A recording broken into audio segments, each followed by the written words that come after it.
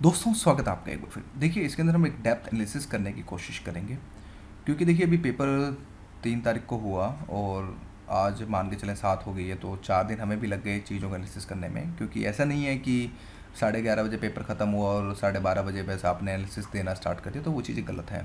उसमें फिर आप ऊपर ही ऊपर एनालिसिस कर पाएंगे और एक डेप्थ एनालिसिस आप नहीं दे पाएंगे। तो यस, हमें भी 3 दिन लगे चीज़ों को समझने में। तो हम आपके समक्ष लेके आ रहे हैं और इस वीडियो को हम 7 to 8 मिनट्स का कंप्लीट करेंगे। मैक्सिमम वीडियो मैं नहीं बनाऊंगा ताकि मैं आप लोगों को ज़्यादा समय ना ले सकूँ, और हमारा फाइनल में एक कंक्लूजन कि हमारे ऑब्जर्वेशन हमारी तरफ से क्या कहे गए। तो टू द पॉइंट चलते हैं फ्रेंड्स। देखिए, अगर हम यूपीएससी की अगर बात करें इस साल के पेपर की, तो यस लास्ट ईयर के जैसे ही था मैक्सिमम, तो उससे हल्का सा टफ भी कह सकता हूँ थोड़ा सा, क्योंकि लास्ट ईयर के क्वेश्चंस कुछ करंट अफेयर से बन भी जा रहे थे, लेकिन इस बार के करंट अफेयर्स में काफ़ी ज़्यादा मैक्सिमम लोगों को दिक्कतें हो रही थी। पेपर टफ था, तो यस कट ऑफ लो ही जाएगी थोड़ी बहुत, बट यस इतनी भी लो नहीं जाएगी जितना आप सोच रहे हैं। कि कुछ कोचिंग वाले 90+95 भी बोल रहे हैं, क्योंकि देखिए एक रीजंस भी होते हैं, मैं बता भी देता हूँ।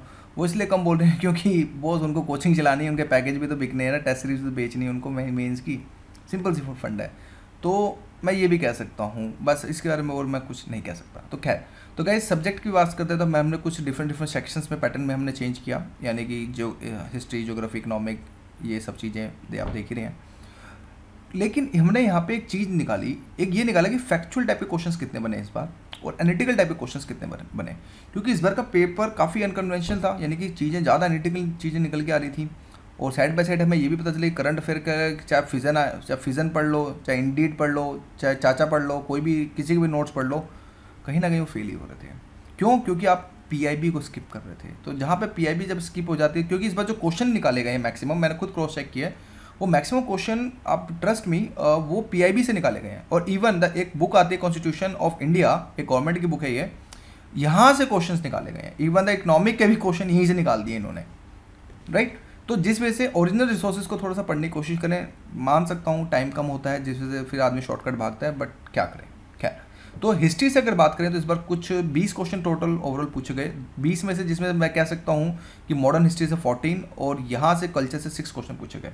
मिडिवल हिस्ट्री बिल्कुल स्किप थी, एक क्वेश्चन हमें देखने को मिला मिडिवल हिस्ट्री से, लेकिन वो भी कहीं ना कहीं कल्चर का ही पार्ट हमें देखने को मिला।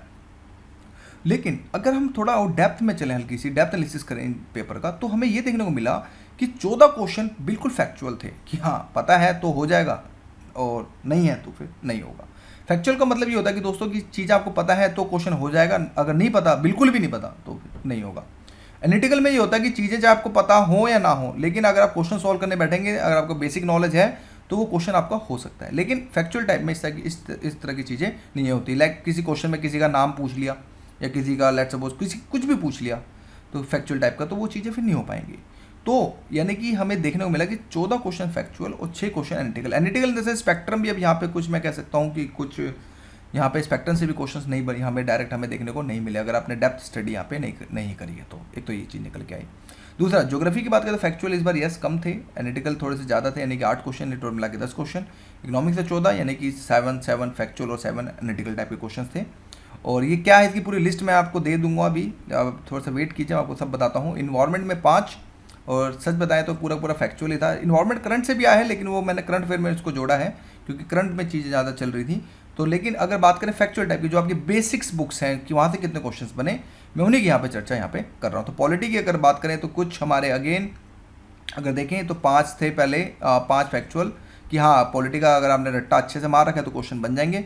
लेकिन अगर सब चीज़ों को समझा नहीं है, यानी कि थिंक मीन्स कि रीड लेस थिंक मोर, यानी कि जब तक आप ये फिलॉसफी नहीं लेंगे तो बॉस बहुत ज़्यादा दिक्कतें आनी है। तो हमेशा जो है सोचने की जरूर कोशिश यहाँ पे करें। तो इसी तरह एनालिटिकल 7 क्वेश्चन हमें देखने को मिले और टोटल मिला के 12 क्वेश्चन इस बार जो है बात करें तो पॉलिटी से हमें देखने को मिले। साइंस टेक्स से अगेन वही सेम 4 क्वेश्चन, IR से कुछ 9 क्वेश्चन और करंट अफेयर से कुछ 26 क्वेश्चन हमें देखने को मिले। यानी कि अगर हम तीनों को प्लस करें तो 39 क्वेश्चन मैं कह सकता हूँ कि यस करंट अफेयर से, प्योरली करंट अफेयर से यहाँ पे देखने को मिले कि हाँ कि विद इन 1 ईयर की न्यूज़ के अंदर आपने चीज़ें पढ़ रखी तो आप 39 क्वेश्चन आप यहाँ पे कर सकते हैं। एक तो ये बात क्लियर हुई। दूसरी बात यहाँ पे ये चीज़ हमें निकल के आती है कि अगर चीज़ों को थोड़ा ट्रेंड एनालिसिस भी करते हैं फटाफट। देखिए ट्रेंड एनालिसिस हमें यहाँ पे ये चीज़ें निकल के आती है कि हिस्ट्री लास्ट ईयर 9 थे, इस बार 12 हो गए, कल्चर में 5 से इस बार 6 हो गए, यानी कहीं ना कहीं चीज़ें बढ़ रही हैं। लेकिन इकोनॉमिक भी कहीं ना कहीं बढ़ रही है, और लेकिन पॉलिटी जो है इस बार डिक्रीज़ होगी, राइट। और साइंस टेक्स सेम था, इन्वायरमेंट में भी कहीं ना कहीं स्टैटिक पार्ट कम आया लेकिन करंट अफेयर्स ज़्यादा आया, हमें ये चीज़ निकल के आई। तो यानी कि 39 क्वेश्चंस हमारे ओवरऑल हमें यहाँ पे जब चीज़ें निकल के आई, तो लेकिन ये जो 39 करंट अफेयर्स थे ना, काफ़ी मुश्किल टाइप के थे। मीन्स मैं ये कह सकता हूँ कि अगर आप किसी ने पीआईबी को काफ़ी डेप्थ में भी पढ़ा है तो ही क्वेश्चन हो पाएंगे, लेकिन अगर किसी ने फर्रे फुर्रे पढ़ रखे हैं तो फिर मुश्किल है।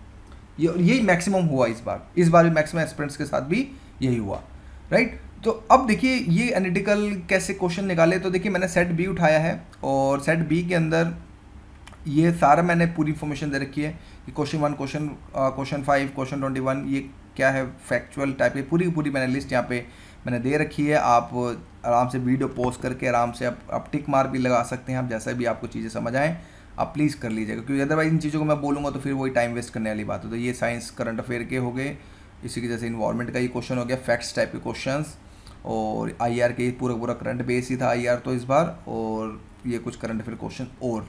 तो ये दोस्तों ये ओवरऑल था। अब हमारे बात आती है ओवर ऑब्जर्वेशन। देखिए ओवर ऑब्जर्वेशन भी होती है कि देखिए शॉर्टकट के पीछे ना भागें, ठीक है। शॉर्टकट में मान सकते तो काफ़ी अच्छा होता है, दिखने में भी अच्छा होता है, बढ़िया होता है।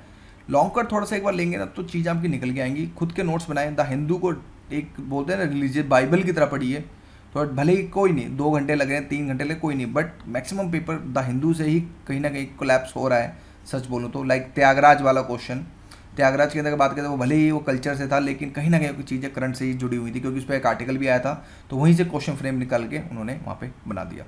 तो मैक्सिमम ओरिजिनल रिसोर्सेज को ही पढ़ने की कोशिश करें। हम कोशिश करेंगे पीआईबी को आप एक ओरिजिनल फॉर्म में लाने की कोशिश करेंगे हम, और हमारी टीम इस पर वर्क कर रही है। हमें we need some time as well as. तो दोस्तों यही था सब कुछ, और मैंने आपको जो है चीज़ें बता दी। बाकी नेक्स्ट ईयर के लिए प्रिपेयर रहिए, 2019 वालों के लिए काफ़ी कुछ हमारे पास, हमें थोड़ा सा टाइम चाहिए, हम चीज़ों को सोच रहे हैं, एनालिसिस कर रहे हैं, फिर उसके बाद हम एक वीडियो नोटिफिकेशन लेके आएंगे। तो thank you for watching video.